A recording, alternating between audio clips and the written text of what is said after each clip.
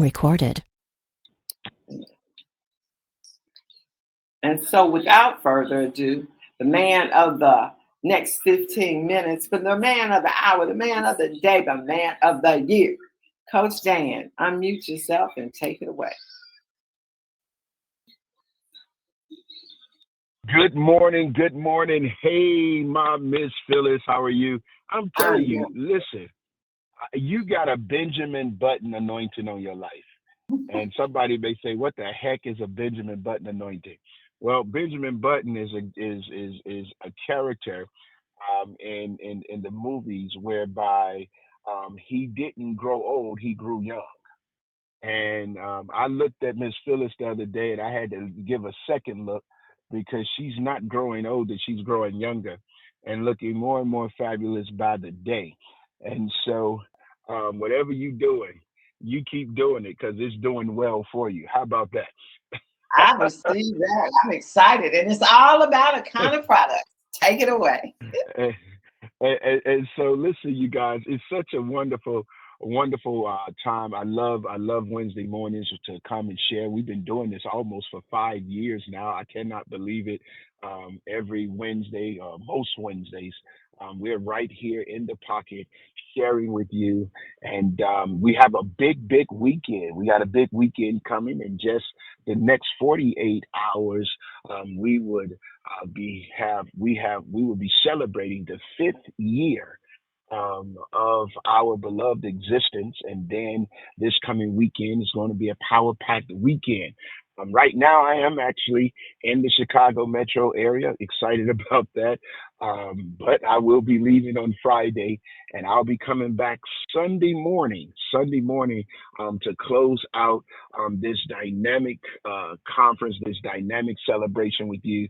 I cannot wait. I cannot wait to share with you, to laugh with you, to love with you, to impart into you, to dine with you, and all of those things. So those of you that's coming to Shy, hurry up and get here. I pray your safe travel. I pray your safe arrival. And those that's going to be plugging in virtually, listen, I'm excited about connecting as well. So listen, I was thinking about our time together this morning, and I went through a lot of scenarios as to what I would discuss. And Miss Phyllis has been doing what she does, and sharing with you about getting ready. So we are already here now. This is the week of, and so, but what I want to discuss with you, because no matter what tools that you receive, no matter what information you get, um, no matter what, how much emotion that you have that is attached to what it is that you're seeking to accomplish in your life, the true power that you're going to need in order to be successful in anything you do is the power of a made up mind.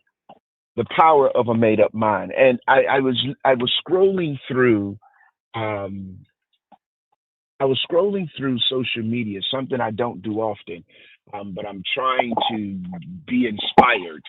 And I came across an older gentleman. I don't know how old he is at this juncture, probably about 80, 90 years old, who was telling a congregation his testimony. And in telling the congregation his testimony, he talked about how he was trained in Pentecostalism. He was also trained to be a Muslim and all of these different things. But his life was a mess. Not only was his life was a mess, somebody mute your phone for me, or Miss Phyllis, can you find that person and mute their phone? Not only was his life a mess, but he was dealing with all kind of sickness in his body, from diabetes to all kind of things. And eventually, this sickness turned into also mental health. He was dealing with schizophrenia, and he was dealing with bipolar, to the point where he was now admitted into a mental facility where basically they was pumping him up with drugs. Well, he got a call from a friend and said that you need to go to this doctor in Mexico. This particular doctor that he went to was a doctor that was a herbalist. He believed in natural healing. And so the herbalist said, "Hey, I can definitely cause every sickness in your body to go away. But you have to do exactly what I tell you to do." Now, at the time, this gentleman, I think he was somewhere around 30, 40 years old. And he decides, he makes a decision. I want y'all to hear this. He makes a decision to follow the instructions. He makes a decision to follow instructions. He was at his place of death. He wanted to die, but he made a decision to follow this doctor's instructions because he figured this was his last opportunity.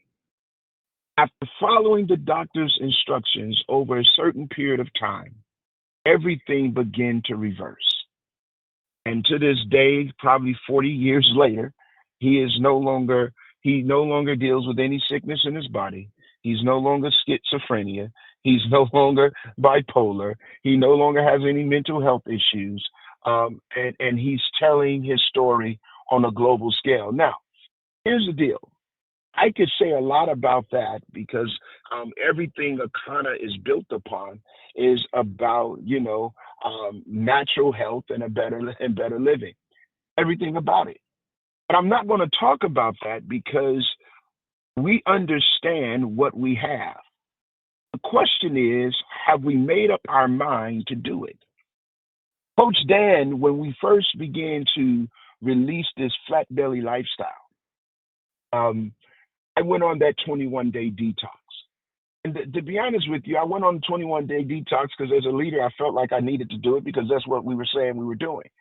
And I lost weight. I lost probably 20 something pounds. I lost several inches and I was looking better. But once I got off that detox over a period of time, I began to go back to my norm. I went back to what I wanted to do. So so I made another decision. And the decision that I made was that I was not going to continue to do what I was doing in order to get the results that I had. As a result, I gained all of that weight back and probably a few pounds over. Which then got to about 300 pounds. I said about 299.7. And I was in Africa back in September, and I made a decision that day. When I made that decision that day I made the decision. I had a made up mind that I was no longer going back and that I was no longer going to continue to eat myself to death.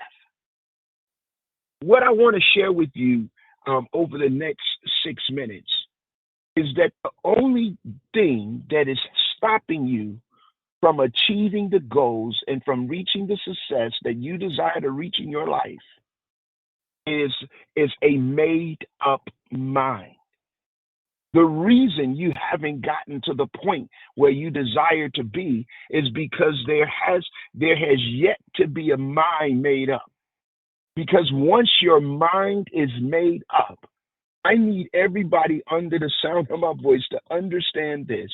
By the grace of God, the power of God, He has given you this power. And that power that He has given you is the power to have a made up mind. And once you make up your mind of what you are going to do, then everything following that decision is going to line up with you getting it done. Let me say that again. Once you make up your mind on what you are going to do, then everything that's going to follow that decision is going to be about getting it done. I have not gotten it done because we have not made up our mind to do so. But what are you saying, coach? I did make up my mind, but this happened. I made up my mind, but that happened. I made up my mind, but this didn't work. I made up my mind, but that didn't work. What you have to understand about a made up mind is that a made up mind, it does not change based on the conditions that it's in. Oh, what are you talking about? What I'm saying to you is that when you make up your mind to get it done, when you make up your mind to do it, then there is no external factors that's going to keep you from pursuing and getting it done. And so that's where the stories of miracles come from. The stories of miracles come from the innate God ability, the supernatural power of God being operating on the inside of an individual with a made up mind. Because God himself will not go against your will. And so now I'm not preaching to you, but what I'm helping you to understand is that you must be a willing participant in the process of the pursuit of the promise that you told yourself you desire to have. And there cannot be any substitution for the lack of consistent execution of that. And so after we go through this week, after we come out of this weekend, we're going to come out on big highs.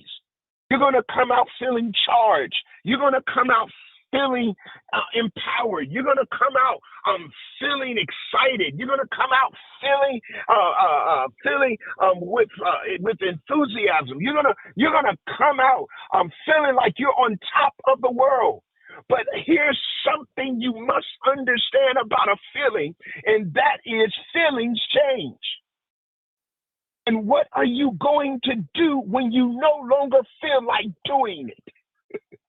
You're going to, if you have a made up mind, not getting it done is not an option. Let me give you another example.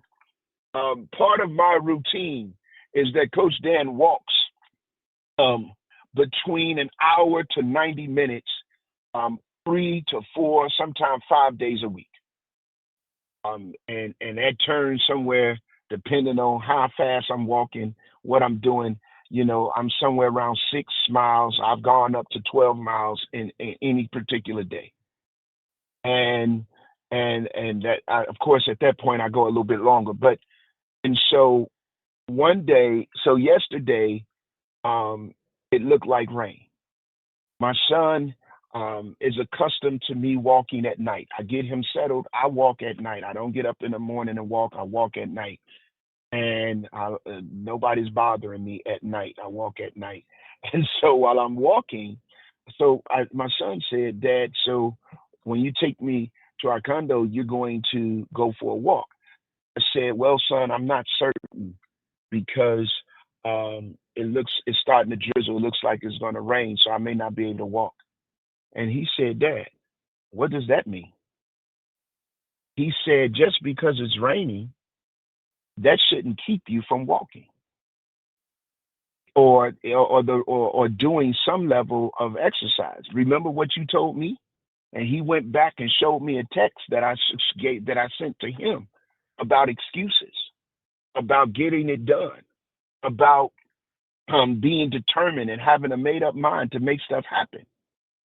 And so I said, okay. So I dropped them off. I said, you're right. And I started walking. And sure enough, it started raining. Now, Coach Dan didn't walk in the rain, and I'm not going to tell you to do so, but I had a made up mind that I was going to walk. So I began to drive, and I said, let me go to the mall, because I remember the older people, they open up the mall for the seniors to walk. So I went to the mall, and when I went to the mall, as I was walking up to the door, unbeknownst to me, there was a couple coming out saying the mall is closed. They closed at 8 o'clock. They just put us out. Now I'm in the rain. It's raining, and I still haven't walked. So, but I had a made up mind that I was going to walk. I was talking to a colleague of mine on the phone, and they said, well, why don't you just go do jumping jacks and all of that stuff? I said, no, I'm going to walk. I went into the mall anyway, and I began to walk. And by the time I walked in the mall from 8 o'clock, which they were closed, to 9:30, all of the lights was just about out. And the security did not put me out. I spoke to the security, said, listen, I'm walking and I'm going to walk. And by the time the employees start leaving, I'll leave with them. I had a made up mind. And I did not allow the excuse of the rain. I did not allow the excuse of the mall being closed. I did not allow what somebody else, the experience that somebody else had that got put out the mall to stop me from walking in the mall. I did not allow my colleague on the phone to tell me, hey, listen, don't worry about it. It's okay. You can walk tomorrow. You can make up for it. I did not allow any of that to happen. Why? Because I had a made up mind that I was going to get it done. And so what I'm saying to you today is don't allow anything to stop you from doing what your mind has determined that it's going to do. And the reason you won't get it done, and if you don't get it done, the only reason you won't get it done is because you have not made up your mind to do so.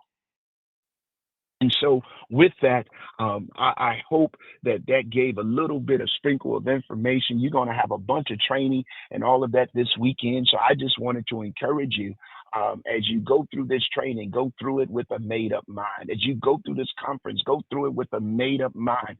As you go back to your prospective homes next week, go through it with a made up mind. Whatever it is that you have put your mind to do, your hands to do, make up your mind that you're not going to take your hands off of it until you get it done. And so with that being said, I'm going to take this moment and I'm going to end it right here. I want you guys to have a supernaturally wonderful, powerful kind of day. And I'm going to pass this back to Miss Phyllis for any final closeout remarks. Thank you, Miss Phyllis. Thank you, Coach Dan. Phyllis had to step away and she asked me to close it out. Thank you so much for all that you empower us to do and to prosper. And we look forward to you closing us out on Sunday. And for those of you that are not able, for whatever reasons, to attend the conference, just know that we're going to all be celebrating all over the country. Everywhere you are, you want to celebrate where we have arrived at this upcoming 5 years. So have a great Akana day. Take those notes and let's have a made up mind. Bye for now.